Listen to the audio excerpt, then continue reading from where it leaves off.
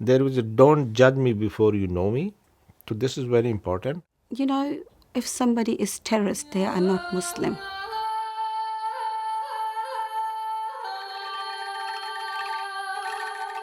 A'udhu billahi minash shaitanir rajim. Bismillah ar-Rahman ar-Rahim. My name is Nadeem Khan, and originally I'm from Pakistan. I came to New Zealand in 1998 and came with my wife, Naema, and my two children, Saba, she was 7, and my son, he was Jahangir, he was 5. My name is Naema Khan, and I'm originally from Pakistan. I'm a preschool teacher and been working almost 18, 19 years. So what brought you to New Zealand? Oh, actually, Nadeem's brother was here. He was doing his PhD, and he just, decided to come to New Zealand for basically for children's education and for the better life, obviously.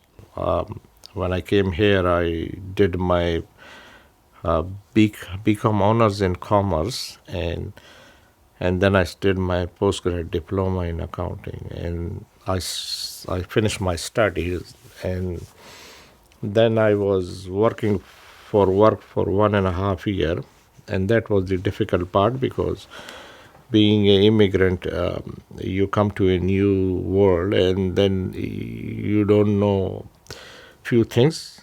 I got a job interview and I went to a recruitment company and I sat with a very beautiful female, and I was from Pakistan, and we in our culture looking at female very like face to face, eye to eye contact is not appropriate.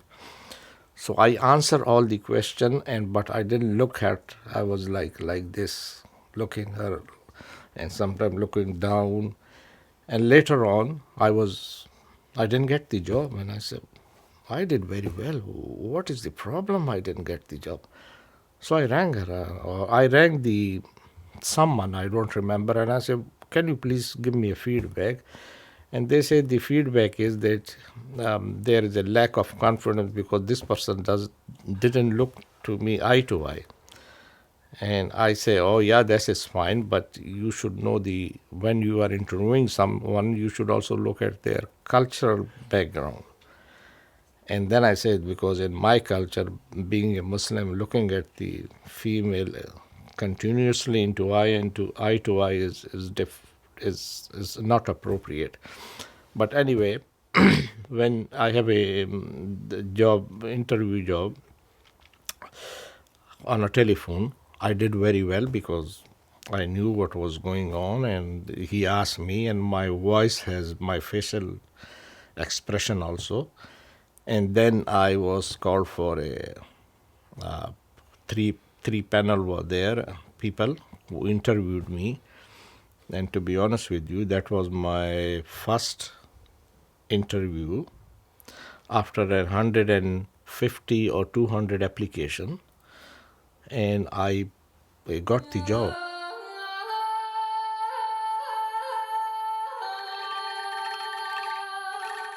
I have learned so much here. When we first came, it was a very difficult life for us in a way that in Pakistan, I was very, very pampered. When I came here and I have to cook and clean and wash, though I had those old skills, my mom was very good with training us. But it was very different when I had to work as well.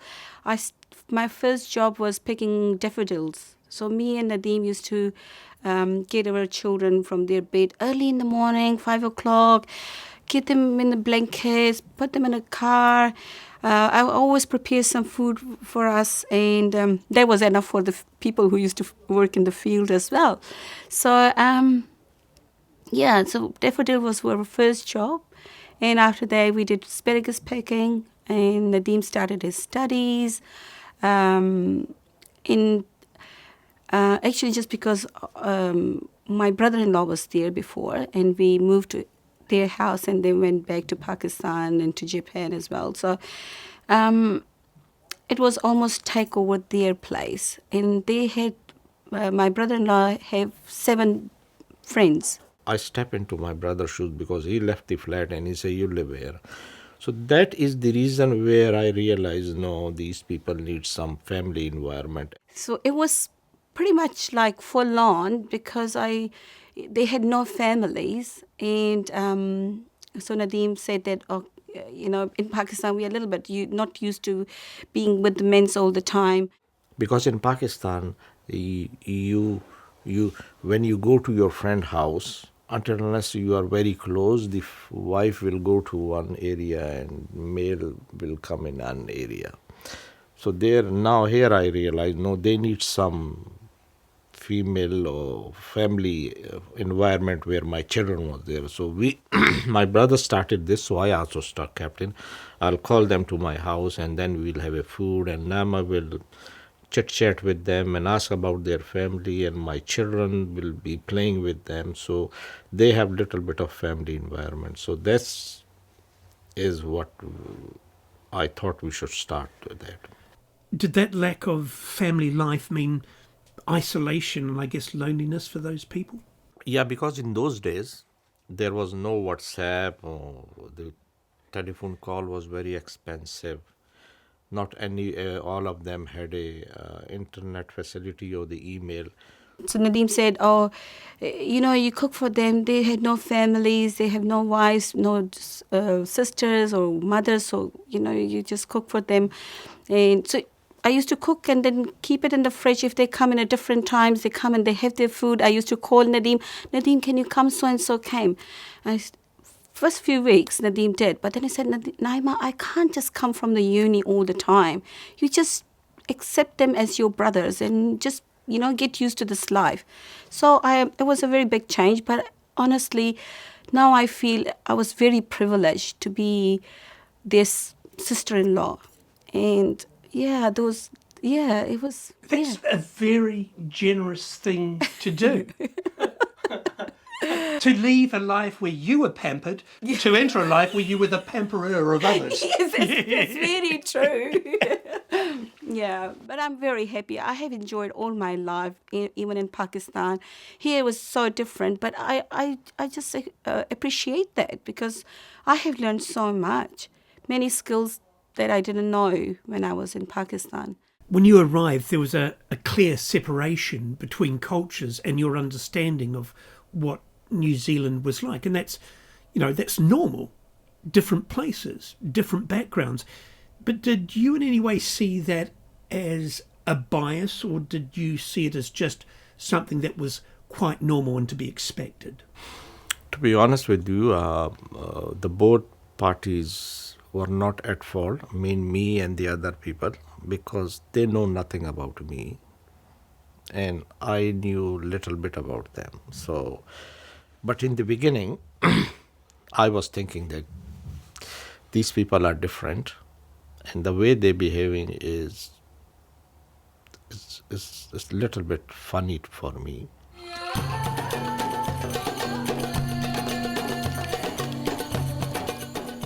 So how about the children then? How have you brought them up? Coming from a different country, a different culture.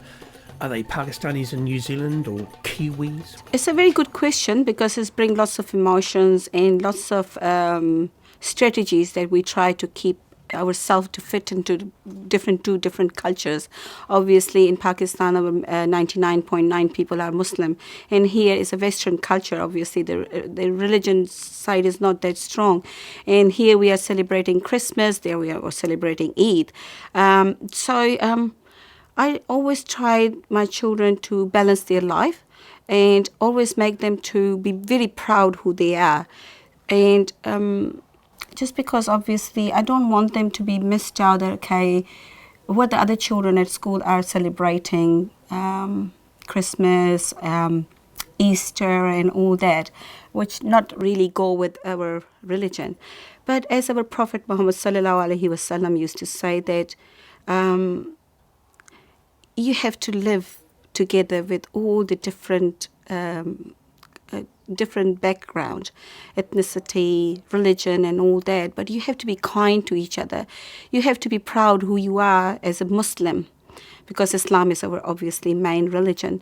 So you be a Muslim, but be kind to other people as well. Accept them in a way that is not kind of like contradicting with your own values or with your religion. And I tried my best to do that. Has that worked?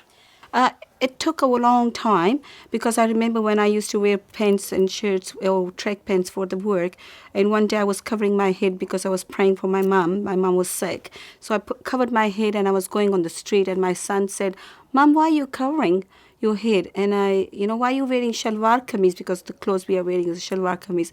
And it just kind of like give me, oh my God, I wore after a long, long time. And if I'm not wearing my own dress or my own clothes outside the house, because my children are used to me wearing at home. But if I go outside, they say, why? They're questioning me. So why should I just do something that my children have to question me? So I had to just completely put everything on the side. If I'm looking different, that's fine. I don't care.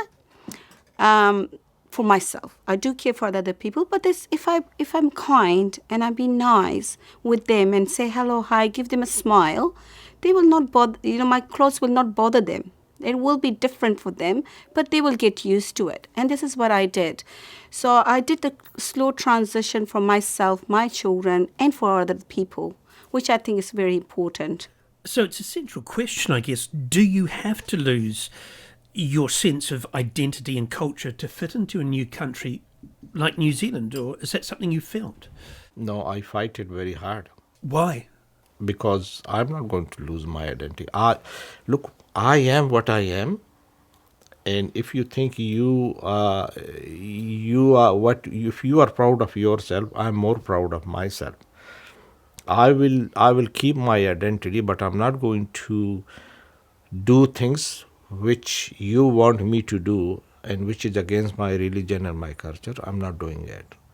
But I will gel with you and you can gel with me. We are two different people from different culture, but basically we are human beings, so we have a main identity as a human being. Then we go into religion and culture and other area. So that's why it was a big fight for me to keep my identity and to be accepted by them. So Nadeem, if I'm hearing you correctly, we have as much, if not more, in common than we do differences. If that is so, what are those things that transcend, if you like, culture or religion, those labels that separate us? We breathe, we speak, we laugh, we cry. Good. If we see good thing, we appreciate it. If we see bad thing, we discourage it. So that is the basic thing. Let's say if you are you come from Pakistan, so or you come from other country, so the only difference will be that I wear a little bit these clothes, you wear your clothes, and I eat different food, you different, but it doesn't mean that your food is bad than me and my food is better than your one. And we should appreciate this thing. So the basic thing is that we are human being, and then we are into different categories. And sharing knowledge or culture is good, because you know my culture and I start knowing your culture, and then we start accepting each other. Without knowing each other, there is a don't judge me before you know me. So this is very important. And few people from both sides, they judge you before knowing you. Let's say if someone is walking here and he is walking a little bit differently, I might see why he is walking differently. So he is not behaving well. I will start judging him.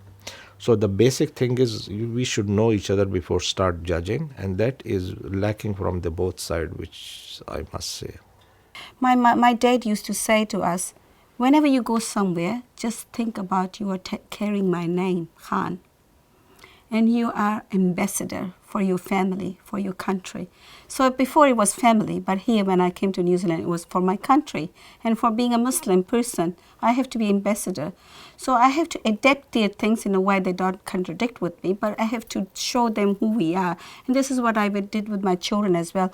And it was difficult for my children, but they adapt as well. They understood that we have to have two different lives, but we have to make them to go on the straight path as much we can. 11th September it happened, it was very difficult time for us.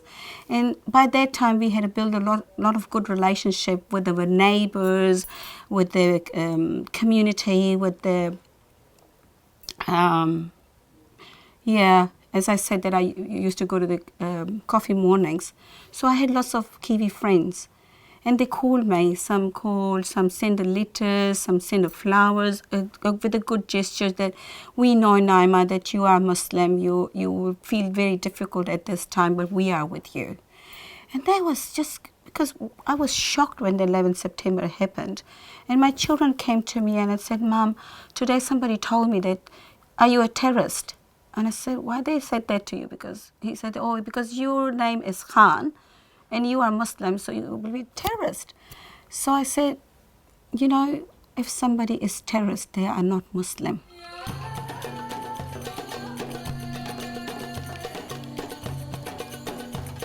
Tell me about your wonderful wife, because I suspect she's been a big part of your journey. Yeah, we are. We are. I wasn't expecting that reaction. You know, when in my job interview, they asked me a question. What is the? Because I knew New Zealand culture very well, so they asked me, tell me something which is very funny for us. And I said, okay, I'll give you a very good example. I say, my mother asked me, Nadeem, you should get married. And I say, yeah, that's really good. I'll get married. So she asked me, what kind of a wife you want? And I say, she should be educated and she should be from my village or my culture, but she should be educated, so she should know. And my mother said, oh yeah, that's good. So I've seen a girl and I think so you should get married. And I said, yeah. I casually said yes, because I was working in Pakistan somewhere 100 kilometers. I used to come on weekend. So I went to my job. Next weekend I came and there was few people sitting and they said, congratulations. And I said, what? You are engaged. And I said, oh, that's good.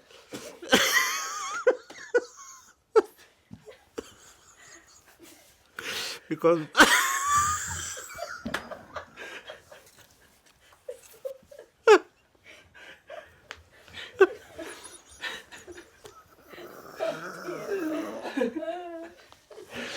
so they start laughing.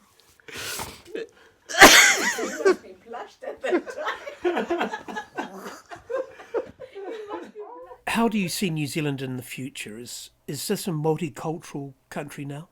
It is a multicultural, but the thing is that, you know, after 15 March, I have received a lot of negative things from people, which I haven't experienced before. The people who are very kind, they're still very kind. And the people who were in the middle, they come a little bit bitter.